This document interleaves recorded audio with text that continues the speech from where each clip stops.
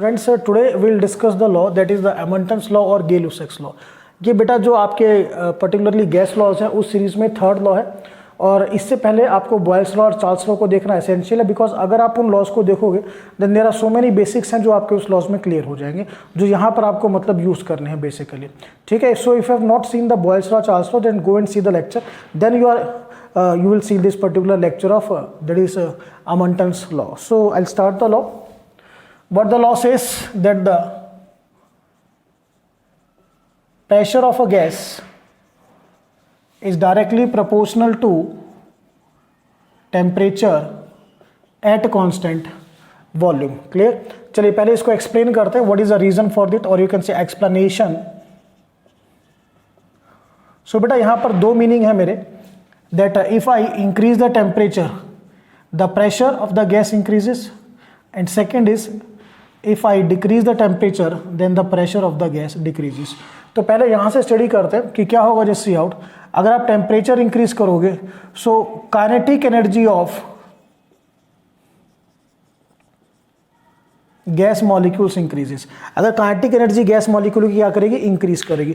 तो एक चीज देखिए, प्रेशर क्या होता है? प्रेशर होता है it is the pressure exerted by the gas molecule on the walls of container. जो गैस मॉलिक्यूल्स हैं वो दीवारों पर ऐसे स्ट्राइक करते हैं जिसकी वजह से क्या होता है, प्रेशर क्रिएट होता है। तो अगर काइनेटिक एनर्जी आपके गैस मॉलिक्यूल की इंक्रीज होगी देन ऑब्वियसली वो ज्यादा फोर्स से क्या करेंगे, स्ट्राइक करेंगे। और फोर्स को भी थोड़ा ना लेके चले तो अगर काइनेटिक एनर्जी इंक्रीज होगी तो काइनेटिक एनर्जी का फॉर्मूला क्या होता है, it is equal to half mv square. तो गैस मॉलिक्यूल की काइनेटिक एनर्जी इंक्रीज होने का मतलब उसकी वेलोसिटी इंक्रीज होगी, तो वो ज्यादा वेलोसिटी से क्या करेंगे, कंटेनर की वॉल पर स्ट्राइक करेंगे। ठीक है, और क्योंकि ज्यादा वेलोसिटी से स्ट्राइक करेंगे देन ऑब्वियसली फोर्स जो अप्लाई होगी या प्रेशर जो होगा वो भी क्या होगा, ज्यादा होगा। ठीक है, तो सिंपल लॉजिक क्या है, temperature increases then the kinetic energy of gas molecules increases and the molecules, or you can say gas molecules, strike the wall of container with more velocity which increases the pressure. तो दो चीज में explain करना है कि भी temperature increase करोगे तो क्या होगा, काइनेटिक एनर्जी बढ़ेगी। काइनेटिक एनर्जी बढ़ने की वजह से क्या होगा, जो मॉलिक्यूल्स हैं वो ज्यादा वेलोसिटी से क्या करेंगे, स्ट्राइक करेंगे वॉल्स पे, ड्यू टू विच आपका प्रेशर इंक्रीज करेगा। और अगर रिवर्स कंडीशन में चलें सो अगर आप टेम्परेचर को डिक्रीज करोगे तो क्या होगा, kinetic energy of gas molecule decrease करेगी, ड्यू टू विच जो आपके गैस मॉलिक्यूल्स हैं दे strike the wall of container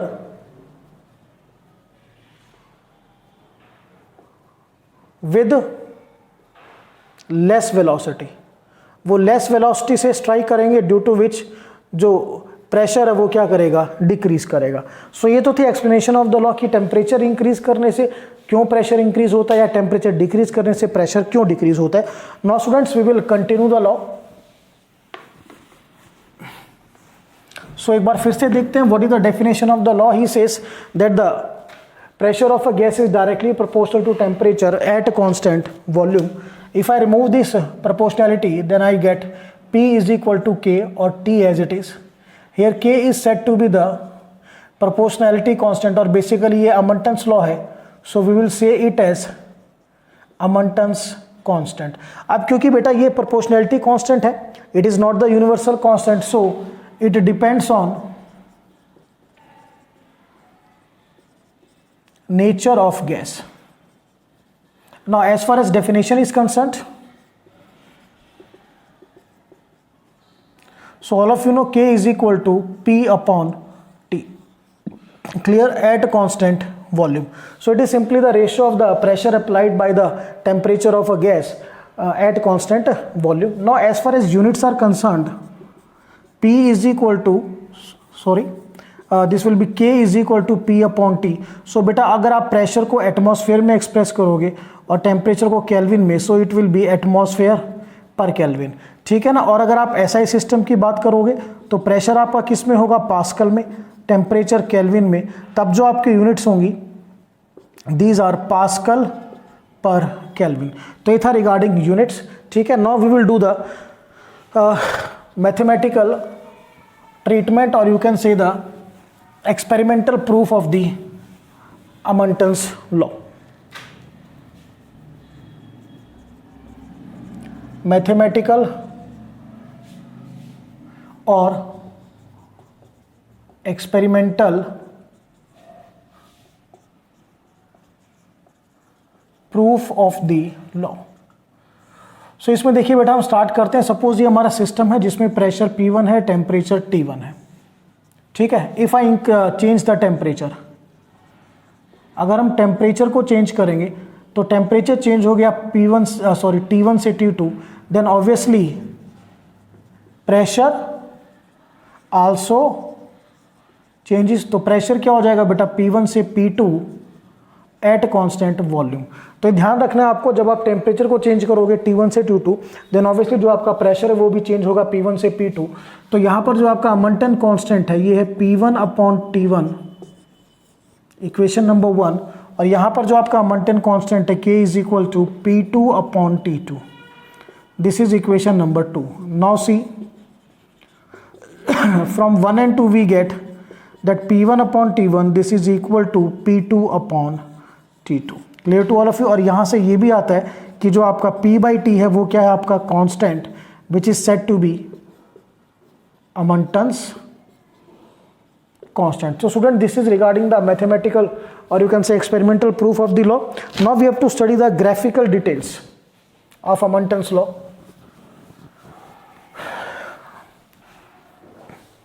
graphical details,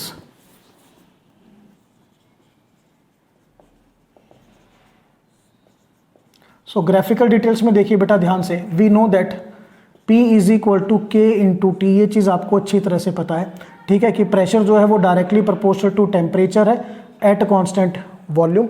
तो पहला ग्राफ जो हम स्टडी करेंगे, ग्राफ नंबर 1 जो हमारे पास है, that is pressure versus temperature, pressure versus temperature. So हमारी इक्वेशन क्या है बेटा, P is equal to K into T, और इक्वेशन ऑफ स्ट्रेट लाइन क्या होती है, Y is equal to mx plus C। तो बेटा ये तो हो गया आपका P। अब M और X में देखो, ये K और T में K तो आपका कांस्टेंट है और टेम्परेचर जो है वो आपका वेरिएबल है। तो वेरिएबल क्वांटिटी को आप क्या लेके चलोगे, एक्स एक्सिस पे, यानी मैं इसको कैसे लिखूंगा TK, ठीक है, और इंटरसेप्ट यहाँ पे 0 है। तो अब अगर आप ग्राफ ड्रॉ करोगे this way, this is the graph, x axis पे क्या आएगा आपका C, टेम्परेचर आएगा, वाई एक्सिस पे क्या आएगा C, प्रेशर आएगा, ठीक है। अब ये चीज़ क्योंकि इंटरसेप्ट 0 है तो ग्राफ अपने ओरिजिन से स्टार्ट होगा O से। अब सबसे इंपॉर्टेंट, प्रेशर जो है वो डायरेक्टली प्रोपोर्शनल टू टेम्परेचर है, तो जो हमारा ग्राफ आएगा वो क्या आएगा बेटा, स्ट्रेट लाइन। और इसका जो स्लोप होगा, स्लोप इज इक्वल टू, ये जो m है ये आपका स्लोप है, it is equal to Amonton constant. और स्लोप भी मैंने बताया था कैसे निकालते हैं। इस ग्राफ में सपोज यहाँ तक आपको मैक्सिमम क्वांटिटी दी गई है और इस ग्राफ में यहाँ तक आपको मैक्सिमम क्वांटिटी दी गई है। अगर आप इसको पॉइंट A लेंगे, इसको पॉइंट B लोगे, तो this is difference on the Y axis, this is the difference on the X axis. तो this division means OA upon OB, this is said to be the slope. तो बहुत अच्छी तरह से करना, बिल्कुल। ये हमारा पहला ग्राफ था। सेकेंड ग्राफ हम करेंगे pressure, graph number 2, pressure versus 1 upon T। This is the second graph that we have to draw.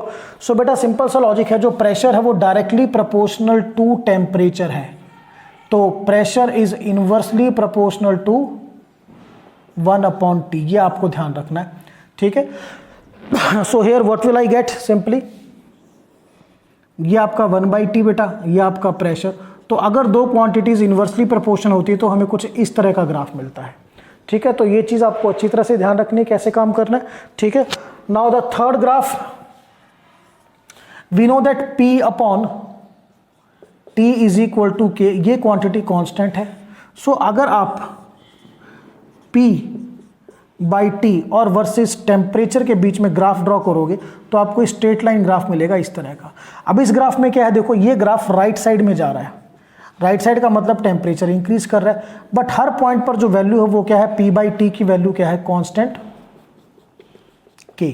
तो ये जो डाटा आपको यहां से मिलेगा ये आपका जो है K है, that is equal to Amontons constant. तो ये जो था बेटा regarding the graphical details. Now we have to study another form of Amontons law.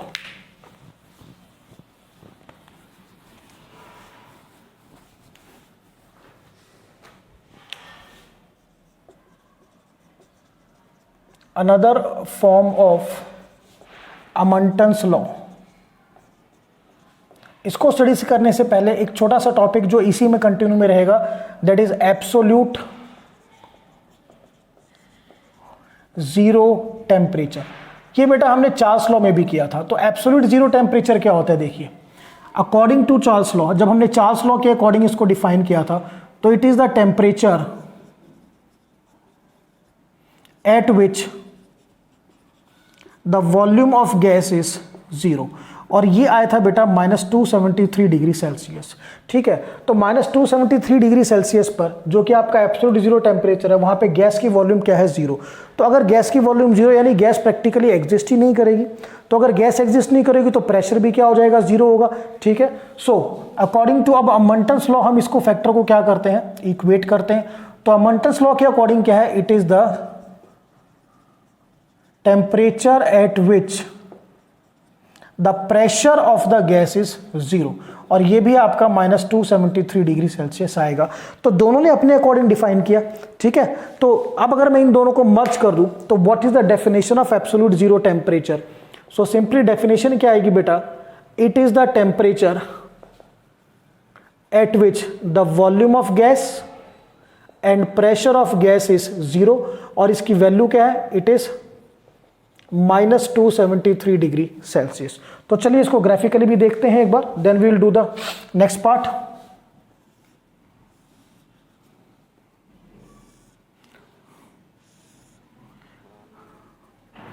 This is the graph बेटा, दिस इज टेम्परेचर, ये आपका प्रेशर, और कुछ इस तरह का ग्राफ हमें मिलेगा। ठीक है, सो यहां पर ये ओरिजिन है जीरो। तो यहां पर देखो अगर आप इस साइड में जा रहे हो तो टेम्परेचर इंक्रीज होने के साथ प्रेशर भी क्या कर रहा है, इंक्रीज।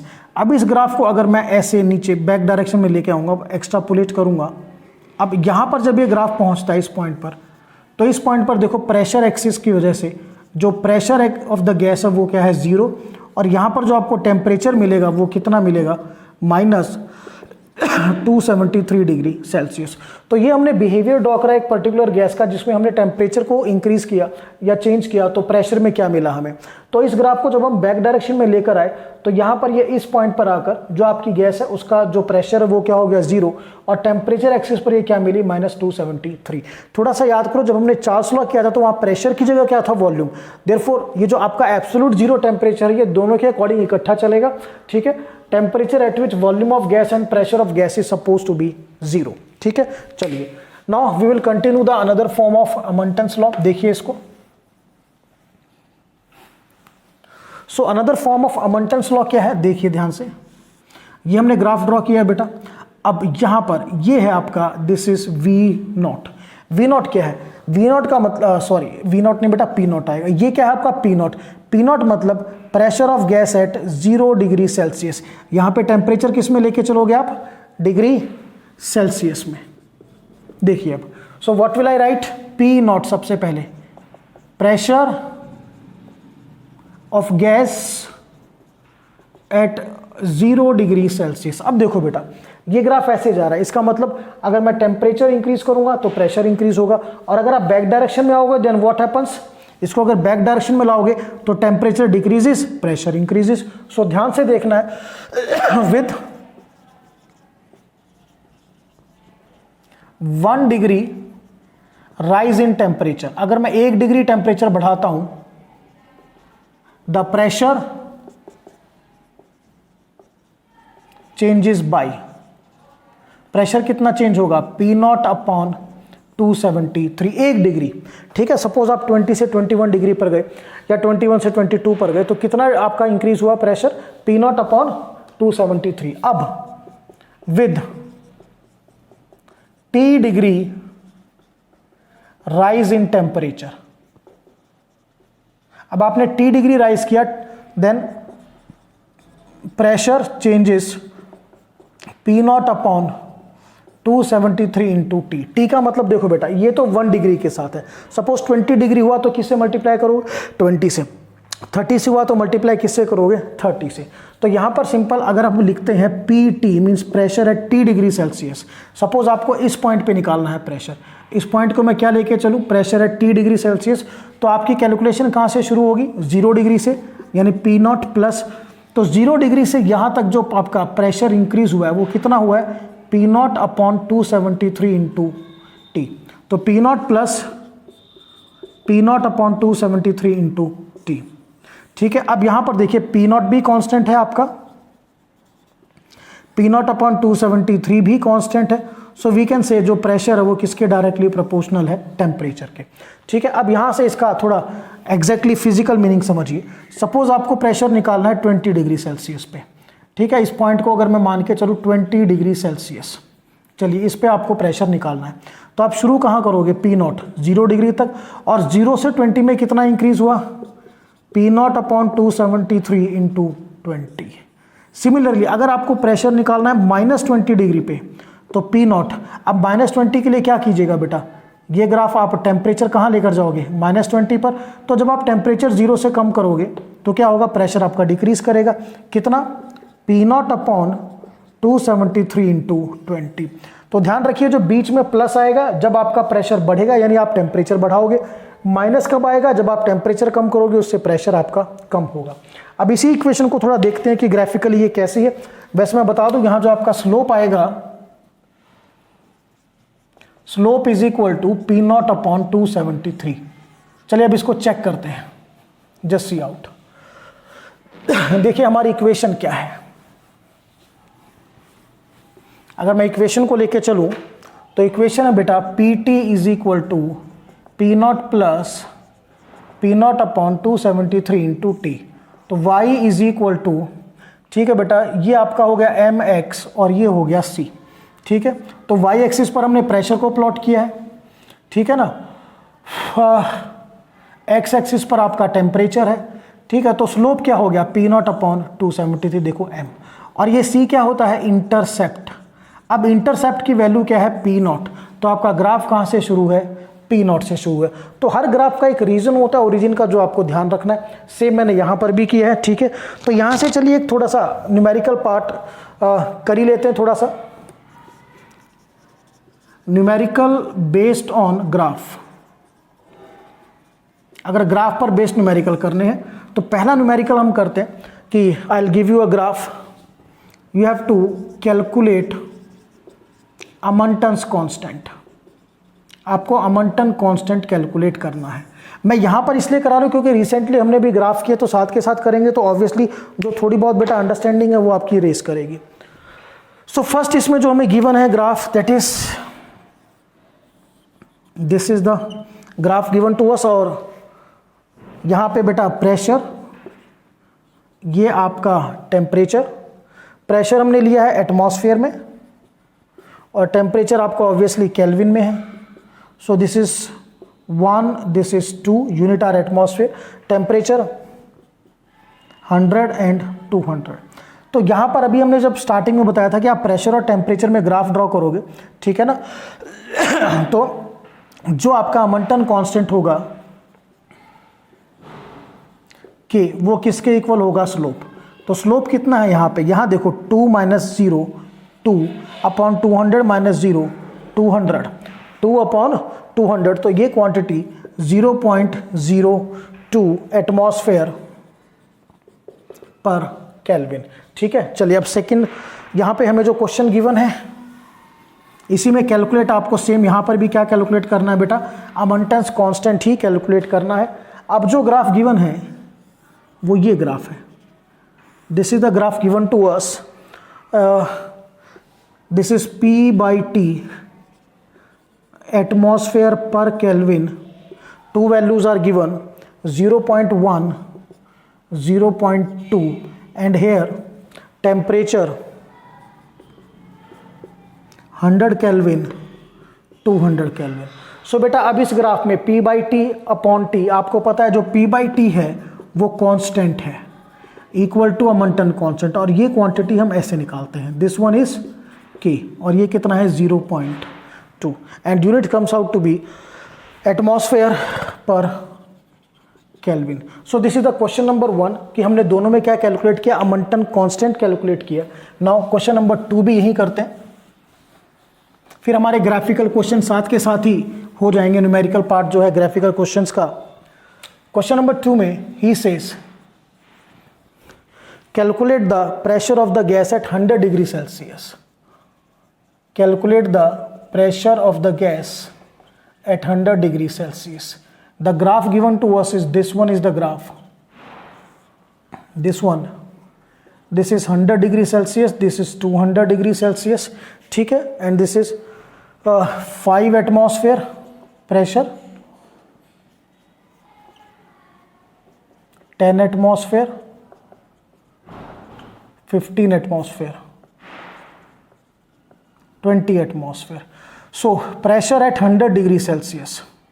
सो कैलकुलेशन हमेशा 0 डिग्री से शुरू होती है। प्रेशर है 0 डिग्री सेल्सियस प्लस, जिसको हम पर्टिकुलरली आप पी नॉट लिखते हो, plus P not upon 273 into, अब बेटा 0 से 100 के बीच में, ये आपको पता है ये आपका जो प्रेशर है कहाँ पर है, 0 डिग्री सेल्सियस, ठीक है, और हमें निकालना कहाँ पर है, 100 डिग्री पर। तो 0 से 100 में जो आपका टेम्परेचर का डिफरेंस आया वो 100 डिग्री का आया। अब खाली वैल्यू पुट करनी है, ये आपका टेम्परेचर यहाँ 0 डिग्री है, यहाँ पर आपका प्रेशर कितना है 10 एटमॉस्फेयर, यानी जो मेरा पी नॉट आया वो कितना आया 10। सो 10 प्लस 10 अपॉन 273 इंटू 100, सो 10 प्लस 10 इंटू 100, ये बेटा 1000 हो जाएगा अपॉन 273। तो 1000 को अगर आप 273 से डिवाइड करोगे, दिस विल बी 3.66, 10 ऐड कर दीजिए, सो 13.66, क्लियर, एटमॉस्फेयर। सो बेटा ये हमारा मान के चलिए न्यूमेरिकल पार्ट जो ग्राफ से रिलेटेड था वो भी कंप्लीट हो गया, हमारा ग्राफ भी कंप्लीट हो गया, अनदर फॉर्म भी हमने देख ली चार्ल्स लॉ की, सॉरी अमंटन्स लॉ की। Now we have to do the application of Amontons law. चलिए अब अमंटन्स लॉ की एप्लीकेशन देखते हैं, थोड़ा ध्यान से करना है इनको। Applications of Amontons law. So basically जो सबसे पहली एप्लीकेशन है that is the tyres are inflated to less pressure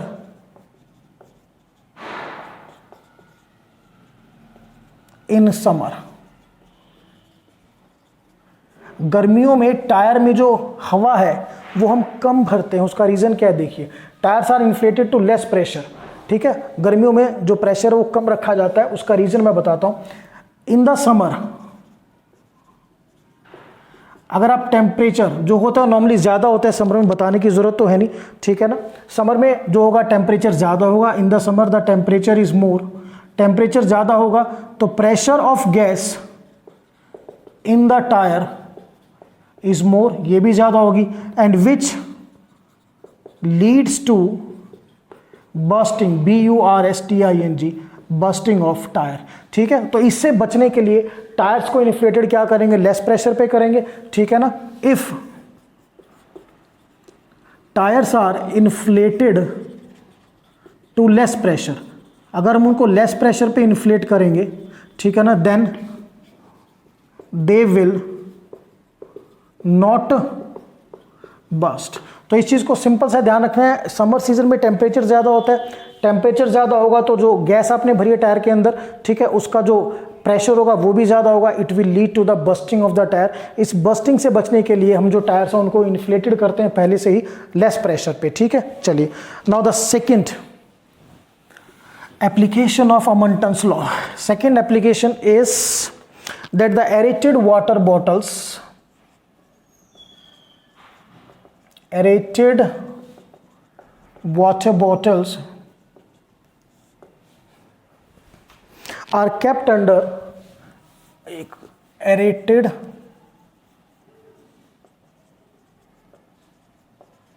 water bottles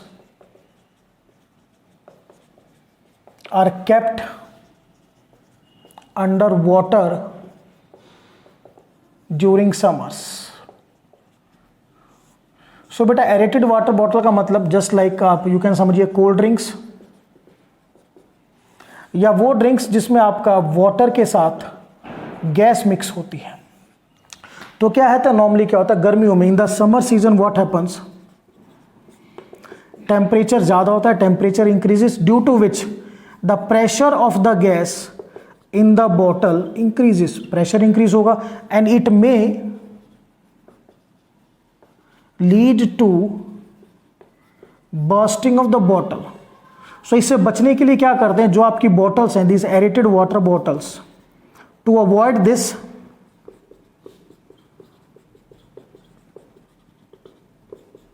these bottles they are kept in water. तो वाटर में क्या होगा बेटा, सिंपल सा लॉजिक है, टेम्परेचर कम हो जाएगा, temperature decreases, pressure of gas decreases and the bottles will not burst, जो बॉटल है वो बेटा बस्ट नहीं होगी। Clear to all of you? So simple है। और ये एक मैं क्लियर बताऊं, जब एरेटेड वाटर बॉटल्स में से जब गैस निकलती है तो वो एक नॉर्मल बर्स्टिंग नहीं होती, वो एक इस तरह का लगता है जैसे एक्सप्लोजन हुआ हो। तो गर्मी में आपने देखा होगा कि जो आपकी पेप्सी की बॉटल्स वगैरह हैं इनको नॉर्मली धूप में नहीं रखते, ठीक है, इनको पानी में डाल के रखते हैं। The reason is well clear, पानी में डालने से क्या होगा, टेम्परेचर डिक्रीज करेगा, टेम्परेचर डिक्रीज करेगा तो जो बॉटल के अंदर लिक्विड प्लस गैस है या वाटर प्लस गैस है उस गैस का प्रेशर क्या रहेगा, कम रहेगा। तो वो गैस जो है उसको बॉटल को बस्ट नहीं करेगी। और अगर उसी को हमने बाहर रख दिया तो समर सीजन की वजह से टेम्परेचर बढ़ेगा, गैस का प्रेशर बढ़ेगा, प्रेशर बढ़ने से आपको पता है गैस की काइनेटिक एनर्जी भी बढ़ेगी, तो वो गैस वाटर बॉटल को बर्स्ट कर सकती है। So this thing you have to remember that these aerated water bottles these are kept under water during the summers. Now the third application is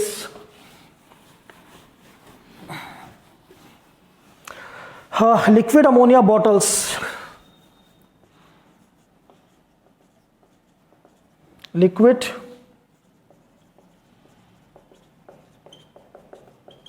ammonia bottles are cooled before opening the seal, are cooled before opening the seal। तो बेटा simple सा logic है, जो आपकी liquid ammonia की बोतल है उसमें क्या है कि सील ओपन करने से पहले हम उनको ठंडी करते हैं। ऐसा क्यों, मैं बताता हूँ। पहले अगर नॉर्मल आप प्रोसीजर करो तो अगर आप सील ओपन करोगे नॉर्मल वे में, if you open the seal without cooling तो क्या होगा, जैसे आप सील ओपन करोगे as soon as open the seal without cooling what happens, जो लिक्विड अमोनिया है it vaporise, convert into vapours and due to more temperature, मान के चले टेम्परेचर ज़्यादा है, ठंडा नहीं किया, then the pressure increases, pressure increase होगा and it will leads to bursting. Bottle क्या हो सकती है बेटा, बर्स्ट हो सकती है, ठीक है ना। और यू कैन से बर्स्टिंग भी या यू भी कह सकते हैं, द गैस और vapours they come out with more force। तो बिल्कुल ध्यान कीजिए, अगर आप normal ammonia that is ammonia bottle को सिंपली आप सील ओपन करने से पहले ठंडा नहीं करते, तो जैसे ही आप सील ओपन करोगे जो लिक्विड वेपर में कन्वर्ट होगा, टेम्परेचर ज़्यादा तो प्रेशर ज़्यादा होगा, प्रेशर ज़्यादा होगा तो जो बाहर आएगा it will come out with a great force, जिसकी वजह से एक्सप्लोजन हो सकता है। तो ठंडा करने पर क्या होगा, अगर हम उसको ठंडा करेंगे तो ठंडा करने पर सिंपल सा लॉजिक है, वो जो वेपर्स प्रेशर बनाएंगे, टेम्परेचर कम है, देखिए what happens on cooling,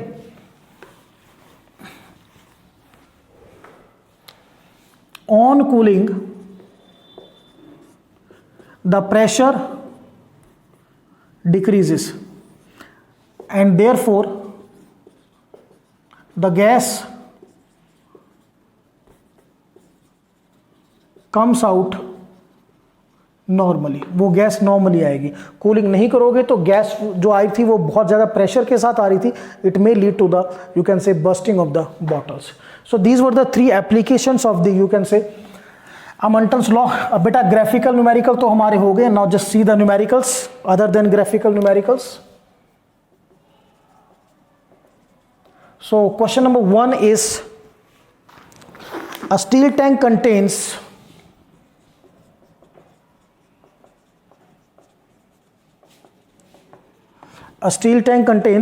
carbon dioxide at 27 degrees Celsius.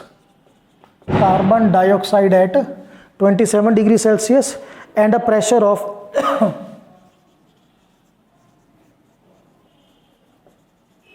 10 bar. 10 bar pressure. Calculate the internal gas pressure. Calculate the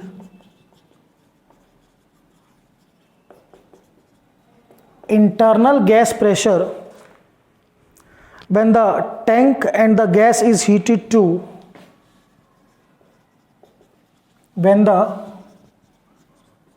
tank and the gas is heated to 100 degree Celsius. तो सीधा सा solution है, एक आपका steel का tank है, carbon dioxide gas है 27 degree Celsius पे, यानी T1 आपका 27 डिग्री सेल्सियस, और वहाँ पर जो गैस का प्रेशर है P1 वो बेटा 10 बार। ठीक है, calculate the internal pressure when the tank and the gas heated to 100। अगर आप टेम्परेचर को T2 100 डिग्री सेल्सियस पर लेकर जाओगे तो प्रेशर आपको फाइंड आउट करना है P2। तो सबसे पहले बेटा इनको टेम्परेचर को हम केल्विन में चेंज करेंगे। 27 + 273 ये बेटा 300 केल्विन हो गया, और ये इधर 100 डिग्री सेल्सियस, सो 100 + 273 ये हो गया आपका 373 kelvin. Now applying the Amontons law, अगर आप अमंटन्स लॉ अप्लाई करोगे then P1/T1 this is equal to P2/T2। So P1 10 bar, T1 आपका 300 kelvin equal to T2 100, sorry T1 बेटा P1 आपका 10 बार, T1 आपका 300 केल्विन, P2 आपको find out करना है, T2 आपका है 373 केल्विन। तो यहाँ से जो P2 आएगा इट इज 10 × 373/300, 0 से 0 cancel, so 373/30, so this comes out to be 12.43 बार। तो सिंपल न्यूमेरिकल है, बस थोड़ा ध्यान से करना है इनको। Clear to all of you? चलिए now question number 2।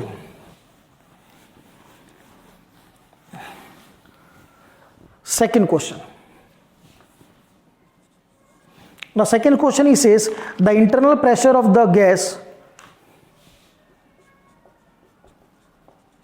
internal pressure of a gas maintained in a steel tank is 20 bar. Maintained in a steel tank is 20 bar. It is desired to increase the pressure by 10%.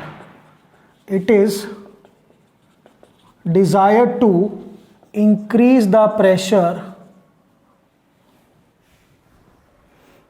by 10%.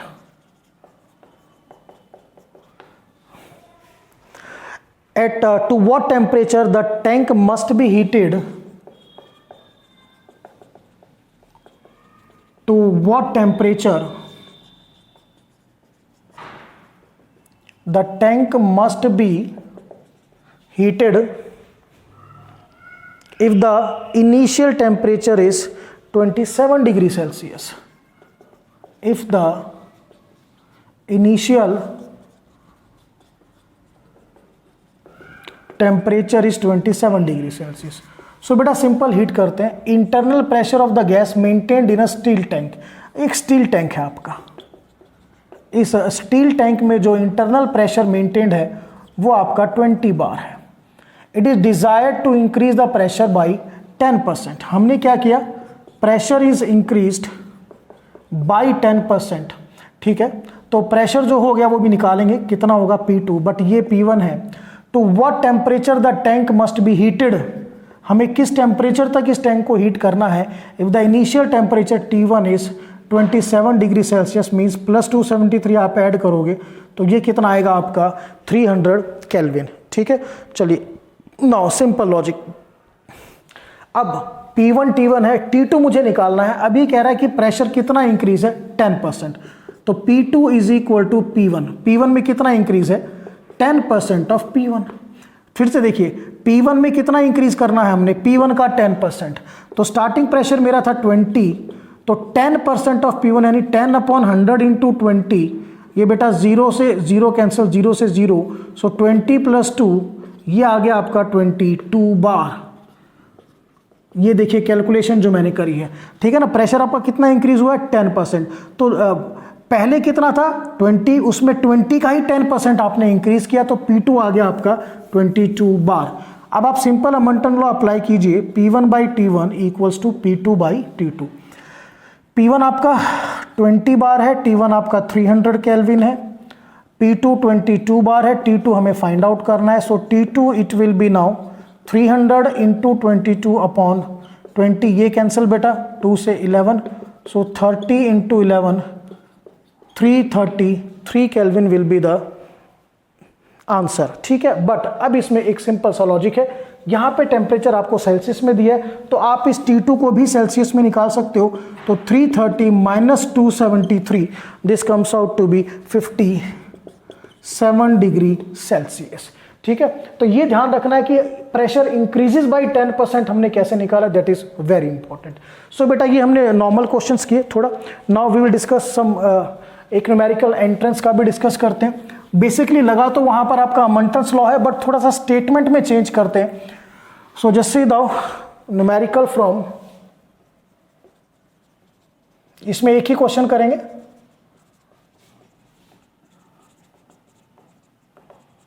क्योंकि basic आपने देख लिया होगा कि जो अमंटन्स law का basic है और आपका चार्ल्स लॉ, बॉयल्स लॉ, सब चीजें तकरीबन सेम चल रही है। कोई फैक्टर डायरेक्टली प्रोपोर्शनल है, कोई इनवर्सली प्रोपोर्शनल है, बट बेसिक आइडिया सभी का क्या स्टडी का सेम है। So we are having the question now, an iron stand, an iron cylinder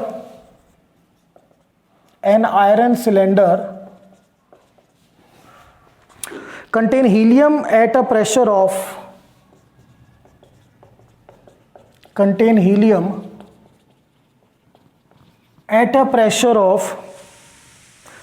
250 kilopascal, 250 kilopascal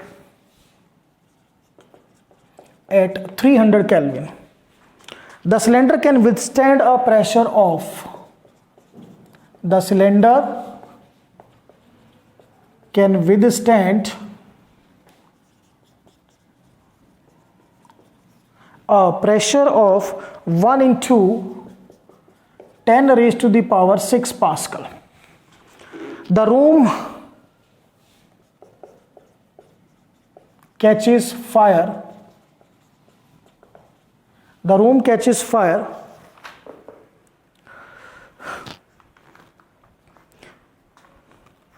Predict whether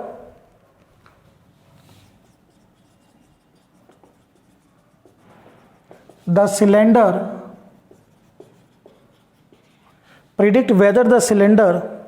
will blow up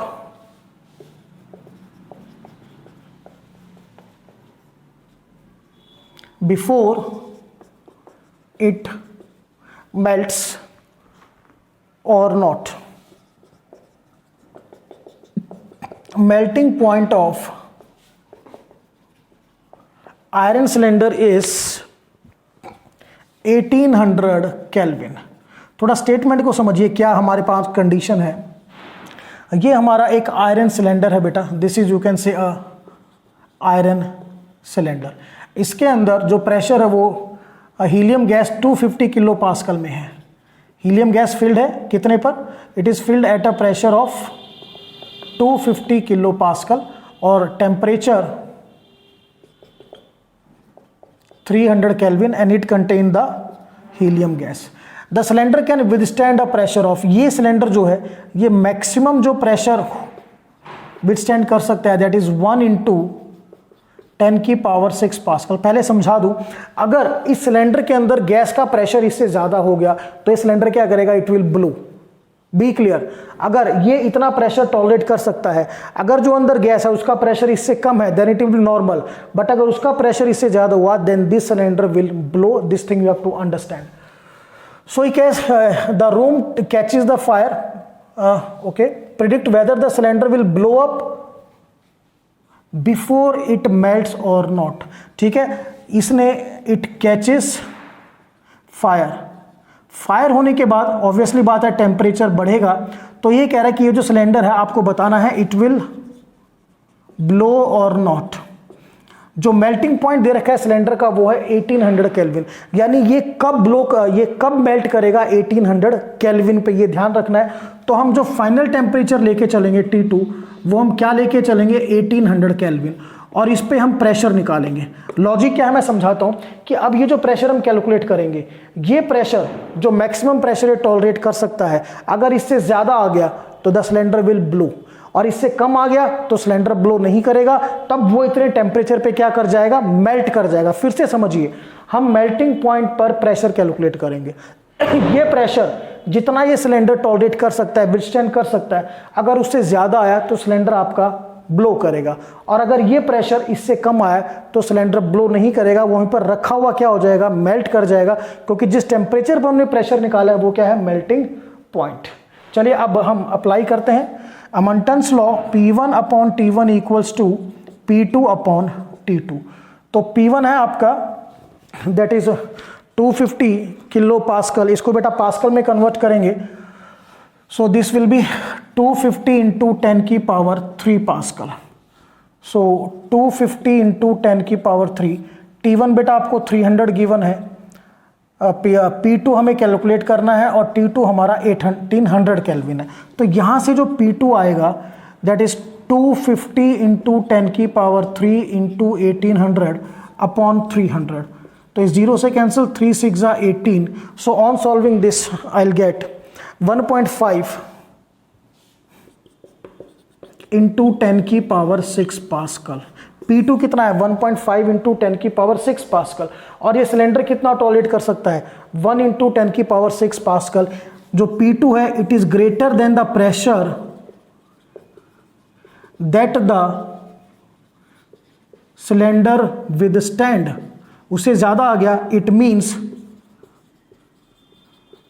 the cylinder will blow before melting. Clear to all of you? The cylinder will blow before melting. So this we had completed the, you can say, Amonton's law. Graphical study हमने करी, then we have done the application, mathematical form, numericals। और बेटा ये जो entrance के numericals हैं ये कोई ज़्यादा नहीं होते, बस इनमें ज़्यादा प्रॉब्लमेटिक नहीं होते, सिर्फ आपको बेसिक चीज़ों पे काम करना है। जैसे यहाँ बेसिक आइडिया क्या लगा था कि भाई अगर सिलेंडर के अंदर जो गैस है उसका प्रेशर जितना वो टॉलरेट कर सकता है सिलेंडर, उससे ज़्यादा होगा तो आपका जो सिलेंडर क्या करेगा, ब्लो करेगा, ठीक है, उससे कम होगा तो ब्लो नहीं करेगा, ठीक है। तो इस टाइप के बेसिक आइडियाज हर न्यूमेरिकल में आपको मिलेंगे, बट बी क्लियर, अल्टीमेटली हमने यूज क्या किया है, we have used Amontons law, P1 upon T1 equals to P2 upon T2। So student, this is all about the Amontons law, that's all.